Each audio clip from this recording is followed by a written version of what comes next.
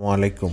ছাদ বাগানে পিকনিকের আয়োজন চলছে, সবাই ধরেছে। তাই মাটির চুলা তৈরি করে রেখেছিলাম, আগে কয়েকবার রান্না করা হয়েছে। সেই চুলাতে পিকনিক চলছে। মাছ ভর্তা, গরু মাংস, তারপরে থাকবে মুরগির মাংস ইত্যাদি আজকে এই মেনুতে থাকবে।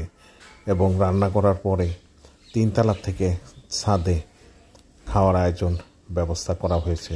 সবাই মিলে তারা এই আয়োজন করেছে এবং সবাই এখানে খাবে। এটা দেখতে পাচ্ছেন, এটা 3 তলা। আমার একটা ফ্লোর, সেই ফ্লোরে খালি জায়গা, যেখানে আমার মূল নার্সারি, যেখানে আমি গাছ নিয়ে রোপণ করে থাকি, এবং সেই জায়গাতে রান্না চলছে এবং পরবর্তীতে ছাদে খাবার আয়োজন চলবে। ধন্যবাদ।